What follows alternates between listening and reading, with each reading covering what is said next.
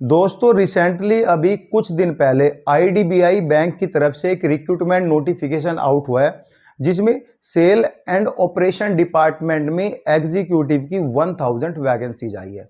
हम इस वीडियो में सिलेबस के बारे में बात करेंगे। सिलेबस क्या है और कैसे आपको अपनी स्टडी करनी है, कितने क्वेश्चन आने हैं, सिलेबस की लैंग्वेज क्या रहेगी, और गाइस पेड नोट्स के बारे में कि आप पेड नोट्स कहाँ से ले सकते हो, क्योंकि जो पेड नोट्स का चार्जेज है वो 100 रुपीज़ है। और इसमें मैं आपको पूरा गाइड करूंगा with mock test, practice test and everything आपको मिल जाएगा।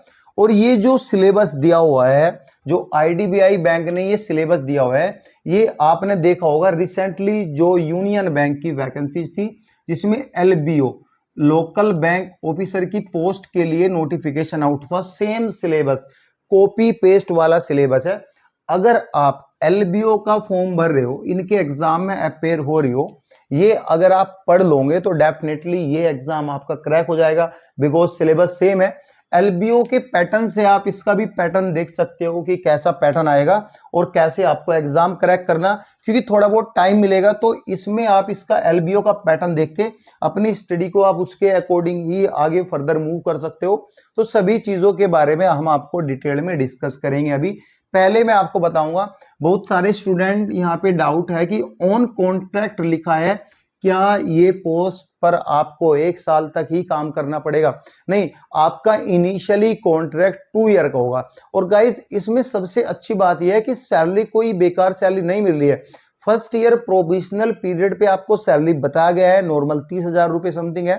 ठीक है, हालांकि मैं ध्यान से नहीं पढ़ा, मेरा फोकस प्रॉपर सिलेबस पे था एंड ऑल डिटेल कॉन्ट्रैक्ट पे था। ठीक है, नॉर्मली 30,000 रुपये।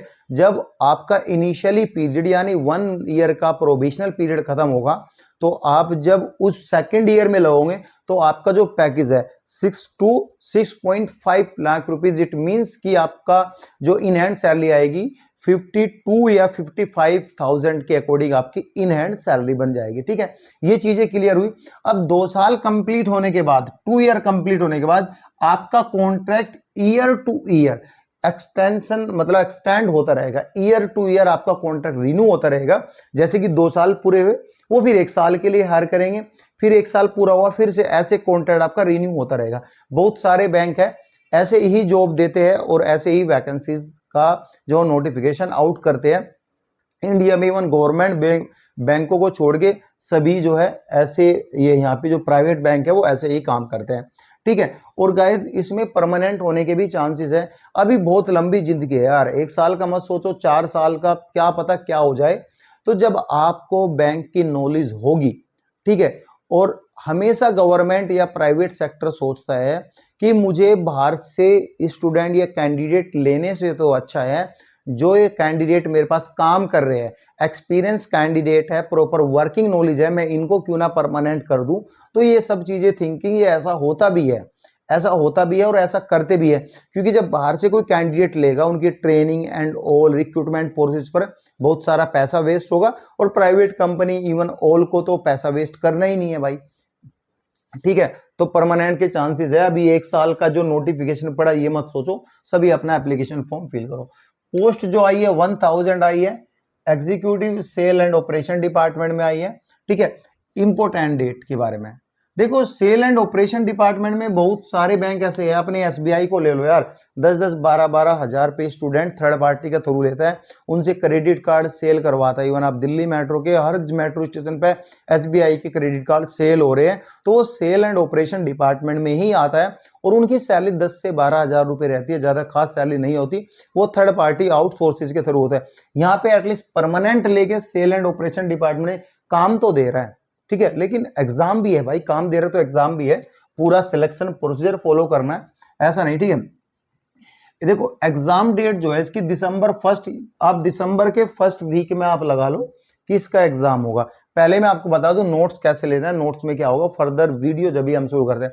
देखो एक नंबर दे रहा हूं 999909334347, इस नंबर पे आपको व्हाट्सएप एसएमएस करना है, कॉल नहीं करना है, 9999034347। ठीक है, इसमें नोट्स के बारे में बताना कि ये नोट्स चाहिए।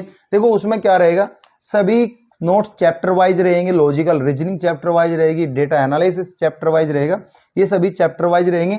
इंग्लिश बड़ी स्ट्रॉन्ग है, वो पढ़ ली तो इंग्लिश में आप पास हो जाओगे। और क्वांटिटिव एप्टीट्यूड भी बड़ा स्ट्रॉन्ग है, वो पढ़ लिया तो इजिली पास हो जाओगे। ठीक है, चैप्टर वाइज रहेंगे, प्लस सभी चैप्टर में आपको प्रॉपर प्रैक्टिस टेस्ट मिलेगा। मॉक टेस्ट आपको एग्जाम से 15 डेज पहले 10 से 20 मॉक टेस्ट आपको दिए जाएंगे जो कि related to the exam pattern रहेंगे। ठीक है, वो सब चीजें रहेगी, प्रॉपर हिंदी और इंग्लिश दोनों लैंग्वेज में नोट्स रहेंगे और गाइडेंस आपको मिलती रहेगी, कुछ भी डाउट रहेगा तो। यहाँ पे शुरू करते हैं सिलेक्शन प्रोसीजर का।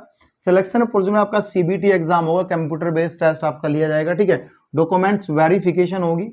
ठीक है, डॉक्यूमेंट्स वेरिफिकेशन के बाद पर्सनल इंटरव्यू होगा, मतलब दोनों ही सेम डे होंगे। ठीक है, फिर आपके पास मेडिकल होगा। देखो इसमें क्लियरली लिखा हुआ है फाइनल मेरिट लिस्ट के जितने भी नंबर है वो स्टूडेंट को शो नहीं किए जाएंगे कि फाइनल मेरिट लिस्ट कितने पर लगी, लेकिन हाँ जब सिलेक्शन होगा आपको लेटर वगैरह जो भी है लिस्ट एक जारी करते हैं कि इन कैंडिडेट का सिलेक्शन हुआ। ठीक है, अब बात करेंगे सिलेबस क्या है। देखो CBT computer based online test आपका होगा जो कि एमसीक्यूज टाइप है, मल्टीपल चॉइस क्वेश्चन आएंगे, एक क्वेश्चन के 4 ऑप्शन होंगे, जो भी सही लगता है आप उस पर जो है अपना क्लिक कर सकते हो। ठीक है, जो भी सही लगे। 200 क्वेश्चन होंगे, 200 मार्क्स का होगा, टाइम बहुत कम है, 120 मिनट टाइम दिया गया है। क्वेश्चन जो है दोनों लैंग्वेज में रहेंगे, हिंदी और इंग्लिश। हिंदी मीडियम वाला विद्यार्थी भी इसको अपेयर कर सकता है, इंग्लिश वाला भी। ये नहीं कि इंग्लिश में पूरा सिलेबस आएगा आपको इंग्लिश में देना है, हिंदी और इंग्लिश दोनों लैंग्वेज में क्वेश्चन आएंगे। ठीक है, 0.25% यानी 1/4 नेगेटिव मार्किंग है। एक क्वेश्चन 4 क्वेश्चन गलत करने पर आपका 1 नंबर काट लिया जाएगा। ठीक है, ये चीजें क्लियर हुई यहाँ तक। यहाँ पे सेक्शनल पास, इट मींस कि जो सेक्शन दिए गए हैं ईच सेक्शन आपको अलग पास करना है। कितने नंबर पास करना है वो बैंक डिसाइड करेगा कि नंबर ऑफ कैंडिडेट कितने हैं और मुझे number of candidate personal interview के लिए कितने चाहिए, उसके अकॉर्डिंग नंबर ऑफ कैंडिडेट का एक डेटा निकलेगा।